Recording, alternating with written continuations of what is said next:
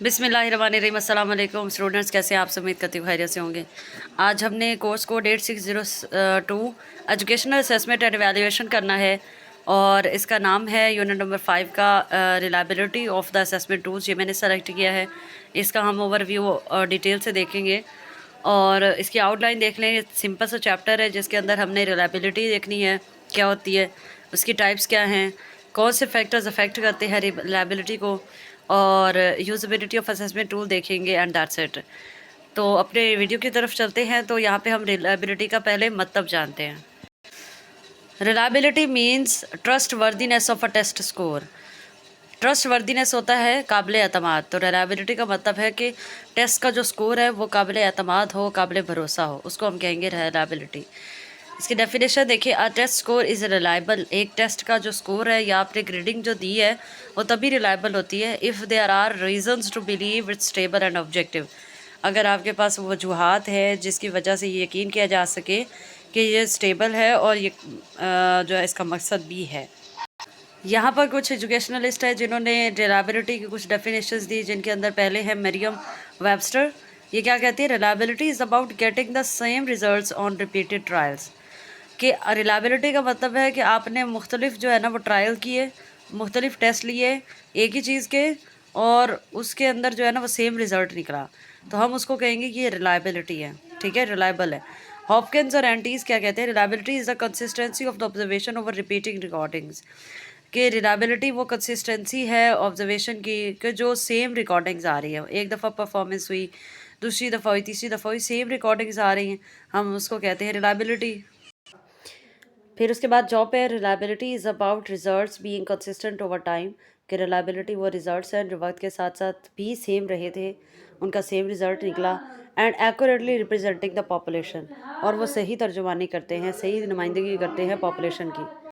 इसकी overall general definition देखें तो क्या है? Reliability is about a score being stable and consistent when measure differently. कि रिलायबिलिटी वो स्कोर है जो हम मुख्तलिफ तरीक़ों से मैयर करें तब भी उनका सेम रिज़ल्ट आए, सेम कंसिस्टेंट हो, सेम स्टेबल हो। ठीक है, नेक्स्ट हम देखते हैं टाइप्स ऑफ रिलायबिलिटी। इसकी 6 टाइप्स हैं। पहले नाम इनके याद रख लें, इंटर रेटर और इंटर ऑब्जर्वर रिलायबिलिटी, फिर टेस्ट रीटेस्ट रिलायबिलिटी, फिर parallel form reliability, and then internal consistency reliability, split half reliability and Cudar Richardson reliability। सो ये 6 टाइप्स हैं। अब इनको वन बाय वन देखते हैं। पहले शॉर्ट फॉर्म में, फिर इनको थोड़ा सा डिटेल में भी देखेंगे। तो इंटर रेटर या इंटर ऑब्जर्वर रिलायबिलिटी क्या है? इंटर मतलब होता है बिटवीन, और रेटर जो ऑब्जर्व कर रहा है। ठीक है, it's may be a teacher on the school level, it's may be an administrator at administrative level. तो checks if different raters give consistent estimates of for the same test. कि एक test है, उसको फॉर एग्जांपल पहले teacher ने check किया, ऊपर से एडमिनिस्ट्रेशन है उसने भी रीचेक कर लिया। तो अब ये क्या है? Eight the same time, eight the same spot जो है ना मुख्तलिफ लोगों ने एक टेस्ट को जज किया और सेम रिज़ल्ट दिया, तो हम उसको कहते हैं इंटर रेटर या इंटर ऑब्जर्वर रिलायबिलिटी, यानी ये अब काबिल एतमाद है। नेक्स्ट हम देखते हैं टेस्ट रीटेस्ट रिलायबिलिटी। इसका क्या मतलब है कि पहले आपने एक टेस्ट लिया एक टॉपिक का, अब दोबारा से आपने उसका टेस्ट लिया और उसका सेम रिज़ल्ट आ गया, तो इसको हम कहेंगे टेस्ट रीटेस्ट रिलायबिलिटी। यानी पहले जो टेस्ट में बच्चे के मार्क्स आए थे, दोबारा वही टेस्ट लेने पर उसके सेम मार्क्स आ रहे हैं, इसका मतलब है कि वो रिलायबल है, काबिल भरोसा है, बच्चा उसने चीटिंग नहीं की। Checks if a measure gives similar results when taken twice. Next हम देखते हैं पैरेलल फॉर्म रिलायबिलिटी। इसका क्या मतलब है? Checks if two similar test give similar results. कि दो आपने सिमिलर टेस्ट लिए और उनका सेम रिजल्ट्स निकला है, उसको पैरेलल फॉर्म रिलायबिलिटी कहेंगे। इसका ये भी हो सकता है कि एक टॉपिक था, आपने उस पर 2 टेस्ट बनाए हैं, ठीक है, सिमिलर टेस्ट हैं, लेकिन आगे पीछे आपने कर दिए, यानी मोल्ड करके क्वेश्चंस पूछे हैं या आगे पीछे करके आपने क्लास को दिया है, अब उनका सेम रिजल्ट आ रहा है, उससे अफेक्ट नहीं हो रहा, तो इसको हम कहेंगे पैरेलल फॉर्म रिलायबिलिटी। नेक्स्ट हम देखते हैं इंटरनल कंसिस्टेंसी रिलायबिलिटी। इसका क्या मतलब है? Checks how consistent results are across items in a test. इसका मतलब है कि आपने टेस्ट के अंदर रहकर उसकी रिलायबिलिटी को चेक करना है। फॉर एग्जांपल सर्वे किया गया और वो किसी भी टॉपिक से सर्वे करने के बाद रिज़ल्ट ऑलमोस्ट 80% आया, तो वहाँ पे रिलायबिलिटी का आंसर मौजूद है। स्प्लिट हाफ रिलायबिलिटी क्या है? स्प्लिट का मतलब तोड़ देना हाफ 2 हिस्सों में, ठीक है, आधा आधा कर देना। Checks consistency by comparing two halves of a single test, यानी एक सिंगल टेस्ट है, आपने उसके दो हिस्से बना दिए, दो पार्ट बना दिए और आपने जो है वो सेम क्लास को दे दिए। अब आप कंपैरिजन करें कि जो टेस्ट नंबर 1 बनाया था क्या वो सही, उसका सही रिजल्ट आया, बच्चों ने उसको अंडरस्टैंड किया, या फिर दूसरा जो टेस्ट बनाया क्या उसको अंडरस्टैंड कर पाए। यानी ऐसे भी दे सकते हैं कि एक सिंगल टेक्स्ट, एक सिंगल चैप्टर था, उसका टेस्ट लेना है, तो आपने दो टेस्ट बनाए, एक डिफ़िकल्ट लैंग्वेज को यूज़ करके और एक थोड़ा इजी लैंग्वेज को यूज़ करके, एक थोड़ा मॉडिफाई कर दिया और मोल्ड करके लिखा और दूसरे को थोड़ा आसान ज़बान में। अब आप देखें उसका रिज़ल्ट देखें कि किस तरह से जो टेस्ट ने अफेक्ट किया, जो टेस्ट किसके मार्क्स ज़्यादा है, जो इजी लिखा था, जिसके इजी इजी सवाल थे, उसका जो रिलायबिलिटी मतलब ज़्यादा आई या फिर दूसरे की आई। तो ये होता है सिंगल टेस्ट को ही आपस में कंपैरिजन करके जो हम मेजर करते हैं। नेक्स्ट हम देखते हैं क्यूडर रिचर्डसन। क्यूडर भी एक अलग पर्सन है, एजुकेशनलिस्ट है। Richardson is another one. इन दोनों ने जो कॉन्सेप्ट दिया था रिलायबिलिटी का, उसको हम क्यूडर रिचर्डसन रिलायबिलिटी कहते हैं। It assesses the consistency of a test results by considering all possible ways to split the test into two halves. इसका मतलब ये है कि आपने दो हिस्सों के अंदर जो डिवाइड किया है टेस्ट को, इसके अंदर आपने उसकी रिलायबिलिटी को चेक करना है, उसकी कंसिस्टेंसी को चेक करना है, ठीक है, सारे ही तरीके पॉसिबल वेज लगा के। नेक्स्ट हम इसकी डिटेल्स देख लेते हैं। इंटर रेटर या इंटर ऑब्जर्वर रिलायबिलिटी क्या है? ये about how consistent different peoples are when they are observing और मीनिंग द सेम थिंग। ये वो वाले रिजल्ट्स हैं जब एक ही वक्त में मुख्तलिफ जो ऑब्जर्वर्स हैं वो सेम ही चीज़ को ऑब्जर्व कर रहे हैं। फॉर एग्ज़ाम्पल शोज़ के अंदर जैसे अब पाकिस्तान आइडल है या इंडियन आइडल है या डिफरेंट कंपटीशन शोज़ हैं, उनके अंदर क्या होता है, मुख्तलिफ जजेस बैठे होते हैं एट द सेम टाइम और एक ही को ऑब्जर्व कर रहे होते हैं।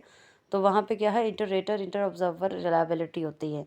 अगर 4 जजेस है, 4 में से 3 ने दे दिया, इसका मतलब है कि उसके अंदर जो है ना वो रिज़ल्ट का जो शुबा है नहीं है, वहाँ पे कोई अनमेरिड चीज़ नहीं हुई है। It's a way to check if 2 और more people agree on what's they are observing. इसका ये होता है कि आपने चेक करना है कि 2 लोग क्या एक चीज़ पे एग्री हैं, लाइक स्टूडेंट बिहेवियर और teacher performance.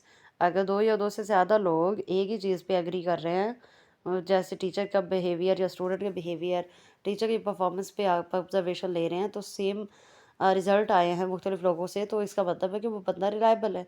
If observers are not consistent, अगर जो ऑब्जर्वर है उस पर मुख्तलिफ किस्म की राय आई है, सेम रिज़ल्ट नहीं आया, the result might not be trustworthy, तो फिर जो है रिज़ल्ट वो काबिल एतमाद नहीं होगा। फॉर एग्ज़ाम्पल, अगर जो ऑब्ज़र्व कर रहा है 4 जजेस हैं, 4 में से 2 ने जो है वो कहा कि ओके, 2 ने कहा नहीं, तो फिर क्या है वहाँ पे ट्रस्टवर्दी नहीं रहेगा, वो मीडियम हो जाएगा। और अगर एक ने कहा ओके तो तीनों ने कहा रिजेक्ट कर दिया, तो फिर वहाँ पे क्या है, ट्रस्टवर्दी नहीं रहेगा, वो काबिल एतमाद नहीं है। नेक्स्ट हम देखते हैं, you can do this in two ways. आप इसको चेक दो तरीके से कर सकते हैं। एक उन्होंने कहा see how often raters agree on categories. आप पहले देखें कि किस बुनियाद पर जो रेटर्स हैं उनको ने इसको ऑब्ज़र्व किया है। जैसे अगर 100 ऑब्जर्वेशंस थी तो 86% पे उस उनका एग्रीमेंट हो गया कि हाँ इसके अंदर 86 चीज़ें सही हैं। तो जो जजेस आपस में जो रिज़ल्ट को तय करते हैं ना, या उनके कोऑर्डिनेशन से, उनके को रिलेशन से निकलती है रिलायबिलिटी, उसको हम कहते हैं इंटर रेटर और इंटर ऑब्जर्वर रिलायबिलिटी, और इस टर्म को कहते हैं correlation. If ratings are on a scale, अगर आप 1 से 7 तक जो है ना वो रेटिंग रखते हैं, check how closely the ratings from different observers match up. मतलब ये कि आपने रखा कि 1 स्कोर देना है, 2 दे सकते हैं, 3 4 5 6 7 दे सकते हैं किसी भी जो कंपटीटर है उसको। तो अगर 4 लोग हैं तो 4 में से 3 लोगों ने उसको 5-5 नंबर दिए हैं, तो इसका मतलब है कि वो उनका आपस में क्या है, कोरिलेशन बन गया है। और अगर नहीं ऐसा है तो फिर वो ट्रस्टवर्दी नहीं होगा, वो अनरिलायबल हो जाएगा। नेक्स्ट है improving it. You can calibrate observers by discussing ratings and setting rules for how to rate things. आप इसको इम्प्रूव कर सकते हैं कि आपस में आप रूल तय कर लें कि हमने किस बुनियाद पे जज करना है और हमने कितनी रेटिंग्स देनी है, फिर आप लोग एक चीज़ पे एग्री हो जाओगे। Like nurses discussing patient rating in a psychiatric unit.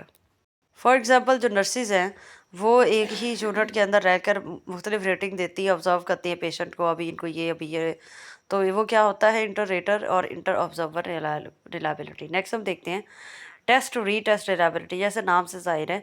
So it checks if a test gives consistent results when taken twice by the same group और पीपल एट डिफरेंट टाइम्स।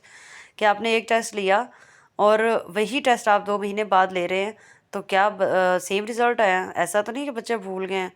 तो अगर तो सेम रिज़ल्ट आया मुख्तलिफ औकात में, इसका मतलब है कि वो रिलायबल है। It measures if the test results are stable over time. क्या जो टेस्ट है उसका रिजल्ट सेम रहता है वक्त के साथ। The test is given to the same participants on 2 different occasions. मुख्तलिफ टाइम में मुख्तलिफ मौक़ों पर एक ही टेस्ट जो है ना वो एक ही पार्टिसिपेंट को दिया गया है। A high correlation between the two test of results means a test is reliable. अगर उसके टेस्ट के दरमियान में, यानी जो पहला टेस्ट दिया वो और जो दूसरा टेस्ट लिया वो, उनके दरमियान में कोरिलेशन हो जाता है, उनके दरमियान में बॉन्डिंग बन गई, उनका सेम रिजल्ट आ गया, इसका मतलब है टेस्ट रिलायबल था। The time gap between the test affects reliability. अब जो वक्त दरमियान में आता है वो ऑब्वियसली वो अफेक्ट करेगा रिलायबिलिटी को। यानी 1 महीने पहले बच्चे ने टेस्ट तैयार किया था, याद किया और उसने टेस्ट दिया तो वहाँ पे आप उसके 80 मार्क्स आ गए। अब सेकंड टाइम 1 महीने बाद उसने वही टेस्ट दिया है तो अब उसको थोड़ा सा भूल गया होगा, तो उसमें अगर उसके 60 मार्क्स आ गए तो वो अफेक्ट कर रहा है उसकी रिलायबिलिटी को। Shorter gaps usually mean higher correlation. अगर उसके दरमियान में थोड़ा गैप आ गया, यानी एक टेस्ट आपने रखा उसमें 80 मार्क्स, फिर आपने 1 हफ्ते बाद वही टेस्ट रख लिया है और लिया, तो अब हो सकता है पॉसिबिलिटी ये है कि उसकी 80 से 90 अब मार्क्स चले जाएँ। ठीक है, तो ये उसमें हायर कोरिलेशन की गुंजाइश रहती है, चांसेस होते हैं। नेक्स्ट हम देखते हैं रिलेटेड टू टेस्ट एक्टिविटी है। This activity involves developing an English test for the 6th grade students. Example है कि आपने 6th क्लास के बच्चों को ना इंग्लिश टेस्ट के ज़रिए इंग्लिश टेस्ट करवाना है। ठीक है, तो आप administering the test twice with 6 week gap, तो 6 हफ्तों के गैप से आप एक ही टेस्ट को 2 दफ़ा ले रहे हैं। Finding the relationship between scores from the first and the second administration. तो अब आप देखिए कि पहले जो 6 हफ्ते पहले उसने टेस्ट दिया उसका क्या रिजल्ट था, अब क्या उनके दरमियान में रिलेशन फाइंड करें, तो आपको पता चल जाएगा कि दिस टेस्ट इज़ रिलायबल और नॉट। नेक्स्ट हम देखते हैं स्प्लिट हाफ रिलायबिलिटी क्या है। It if a test is internally consistent by splitting it into 2 halves.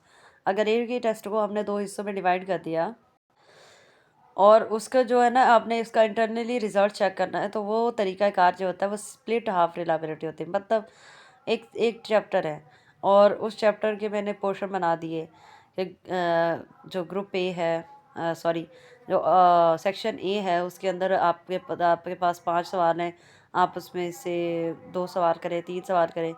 जो सेक्शन 2 है उसके अंदर भी मैंने 5 सवाल दे दिए और कहा कि 4 सवाल इसमें हल करें। तो वहाँ पे क्या है, हम इस तरह से एक ही सिंगल यूनिट को 2 हिस्सों में डिवाइड करके उसकी रिलायबिलिटी चेक करते हैं।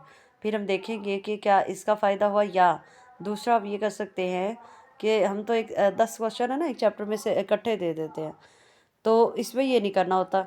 इसमें आपने ये करना होता है, आपने इसको 2 हिस्सों में डिवाइड कर लेना है, तो इससे आसानी हो जाती है। जैसे 9th क्लास और 10th क्लास जो बोर्ड के एग्ज़ाम्स होते हैं तो उसमें क्या है कि सेक्शन ए शॉर्ट क्वेश्चन का, बी बी सी बी और फिर डी के भी आगे लॉन्ग क्वेश्चन के आगे पार्ट्स होते हैं। ठीक है, the test items are randomly divided into 2 test. तो ये एक रैंडमली डिवाइड किया जाता है, 2 सेट होते हैं, बना दिए जाते हैं। The entire test is administered once. तो जो ये पूरा टेस्ट है वो एक ही बना होता है, यानी एक ही टीचर बनाती है, एक ही एडमिनिस्टर इंतज़ामिया बनाती है, ऐसा नहीं है कि अलग अलग बनाते हैं। Scores from the both halves are compare to estimate reliability. तो दोनों अब जो टेस्ट आए हैं उनका अपने जो है ना वो चेक करना है, उसका एस्टिमेट लगाना है। The Spearman Brown formula adjust the reliability estimate for the full test length. तो जो एक एजुकेशनलिस्ट है द स्पेयरमैन ब्राउन, उन्होंने एक फार्मूला दिया था जिससे हम टेस्ट की टोटल लेंथ को चेक कर सकते हैं।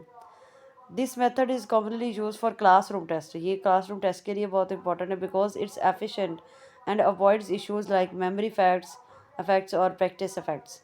तो इससे आपकी मेमोरी जो है ना वो इफेक्ट नहीं होती है, प्रैक्टिस इफेक्ट्स नहीं होती, इस तरह से इश्यूज़ का आपको सामना नहीं करना पड़ता। Formula of the full test क्या है, आपने reliability of the full test check करनी है तो आप क्या करें, 2 को reliability of the half test जो आपने निकाली उस पर ज़रब दें और डिवाइड कर दें 1 plus reliability of the half test. तो ये फार्मूला उन्होंने दिया था जहाँ से आप रिलायबिलिटी को चेक कर सकते हैं। नेक्स्ट हम देखते हैं पैरेलल फॉर्म रिलायबिलिटी। इसके अंदर क्या है, parallel form reliability checks if two different test measuring the same thing give similar results. कि अब आपने जो है ना वो दो मुख्तलिफ टेस्ट बनाए हैं और आपने सेम ही मटेरियल डाला है और लेकिन से मुख्तलिफ तरीक़ों से, तो उसका रिज़ल्ट क्या वो सेम आ रहा है। फॉर एग्ज़ाम्पल एक ही टेस्ट बनाया है और उसको दो हिस्सों में कर दिया है, a test number A, test number B. उसको रेंडमली मैंने आगे पीछे करके क्वेश्चंस लिख दिए हैं और एक ही क्लास को दे दिया है, यानी आधी क्लास को मैंने टेस्ट ए दिया, आधी को बी दिया। तो अब उसके क्या सिमिलर रिजल्ट्स आ रहे हैं, उसकी क्या असेसमेंट रही, ठीक है। तो वो क्या है, पैरेलल फॉर्म रिलायबिलिटी है, जो कि create two test with the same content but different questions. आप एक ही चैप्टर के दो टेस्ट बनाएंगे और कंटेंट सेम ही होगा लेकिन आप मुख्तलिफ सवाल डालेंगे, और इसमें होता है कि ये चीटिंग का भी जो आंसर है वो कम हो जाता है। So both test are given to the same students at the same time. एक ही वक्त में जो सेम क्लास के स्टूडेंट्स हैं उनको दिया जाएगा। The correlation between the results of these two test estimate reliability. तो जो रिजल्ट इनका निकलेगा ना दोनों टेस्टों का, उससे हम रिलायबिलिटी का एस्टिमेट करेंगे। नेक्स्ट है, a problem is that making lots of similar questions reflecting the same content can be hard. तो प्रॉब्लम यहाँ पे टेस्ट बनाते हुए ये हो सकती है कि जब आप टेस्ट बना रहे हैं एक ही कंटेंट में, तो सेम ही क्वेश्चंस आ रहे होते हैं आपके माइंड में, तो उसको अलग अलग करके बनाना थोड़ा सा डिफ़िकल्ट होता है। It assumes that two test halves are parallel और इक्वलेंट। ये माना जाता है या अज्यूम किया जाता है कि दोनों टेस्ट जो होते हैं वो हाव होते हैं और पैरेलल होते हैं या इक्वलेंट होते हैं, यानी आगे पीछे हो जाते हैं। जैसे पहले नंबर का क्वेश्चन जो है वो दूसरे टेस्ट में 5वें नंबर पे हो सकता है, which might not always happen, जो ऐसा नहीं होता अक्सर। तो डिफरेंट भी हो सकते हैं, बट अगर ना हो तो आगे पीछे रैंडमली कर देते हैं। नेक्स्ट हम देखते हैं इंटरनल कंसिस्टेंसी रिलायबिलिटी। इसका क्या मतलब है, it checks how well items in a single test give the consistent results. कि इसके अंदर जो आइटम्स आपने जो चीज़ें यूज़ की हैं सिंगल टेस्ट को मेजर करने के लिए, क्या उनका सेम रिज़ल्ट आया। You use one test administered to the students once to estimate reliability. आपने एक ही टेस्ट को जो एक एडमिनिस्टर्ड है या जो एक टीचर है स्टूडेंट्स का, उसने टेस्ट दिया, उसको जज कर लिया, उसी से रिलायबिलिटी का पता चला रहे हैं आप, ठीक है। It looks at how consistent results are for different items. आपने मुख्तलिफ तरीक़ों से उसको जज करना है, सेम ही टॉपिक को, सेम ही चीज़ को मेजर कर रहे हैं, तो उससे आपने कंसिस्टेंसी का अंदाज़ा करना है। इसमें आप ये भी कह सकते हैं कि आप एक ही चीज़ है, एक ही मटेरियल है, आप उसको ओरली भी सुन रहे हैं, आप उसको रिटन भी सुन रहे हैं, आप उसकी एक्टिविटी भी करवा रहे हैं, तो उससे आपने उसका रिज़ल्ट चेक करना है। There are various method to measure the internal consistency. Internal consistency का पता करने के लिए बहुत से मेथड हैं, ठीक है। अब आगे है last one, Kuder Richardson reliability. ये जो मेथड्स हैं internal consistency of a test को मेजर करने के लिए हैं, ठीक है, ये जो दिए थे।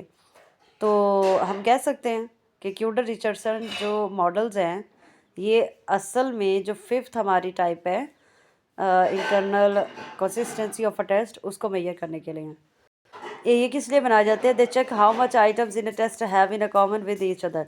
कि जो आपने टेस्ट बनाए थे उसके अंदर कितने आइटम्स मैच हो रहे हैं, कैसे वो एक दूसरे के साथ कॉमन है। The strength of this reliability estimate depends on if the test measures a single consistent concept.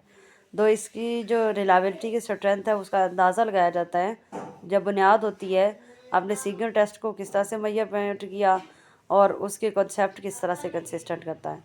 इसमें है के आर मेथड्स। के आर मतलब के for Kuder and R for Richardson. ये मेथड जो है कि वे estimate that are usually lower than split half. ये आमतौर पर स्प्लिट हाफ से कम ही होते हैं। मीन स्प्लिट हाफ क्या था, अगर आप देखें तो आपने एक ही टेस्ट को दो हिस्सों में डिवाइड कर देना है, ठीक है।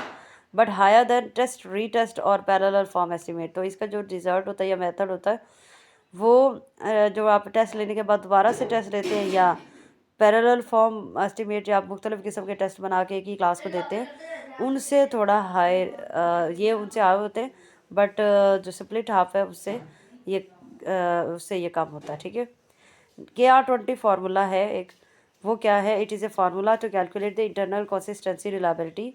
It's based on the percentage of students passing each item on the test. इसके अंदर इस फार्मूले के तहत हम बच्चे ने कितने % मार्क्स लिए, कितने सही किए, कितने गलत किए, उसकी परसेंटेज निकालते हैं।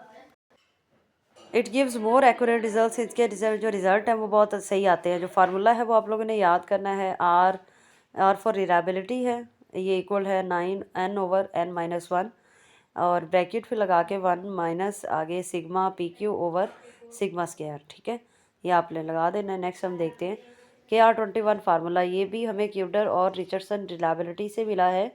एक KR20 फार्मूला है, एक KR21 फार्मूला है।